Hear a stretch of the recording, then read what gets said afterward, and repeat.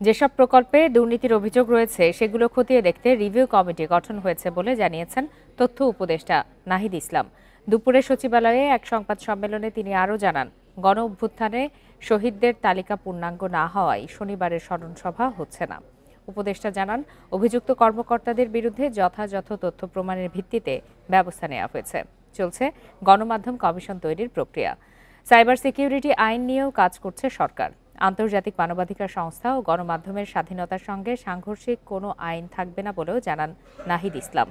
প্রশাসন ঢেলে সাজানো হচ্ছে জানিয়ে প্রশাসনিক স্থবিরতার পাশাপাশি অসহযোগিতার অভিযোগ করেন উপদেষ্টা।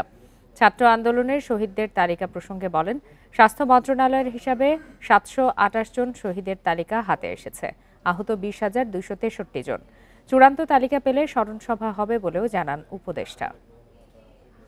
স্বাস্থ্য মন্ত্রণালয় কর্তৃক যেই লিস্ট তালিকা করা হচ্ছে, তো সেই তালিকার উপর ভিত্তি করে কিন্তু এই স্মরণসভাটি করা হবে। সেটা একটা সম্ভাব্য তারিখ হচ্ছে 14ই সেপ্টেম্বর ঠিক করা হয়েছিল, বা তার আশেপাশে কোনো একটা তারিখ।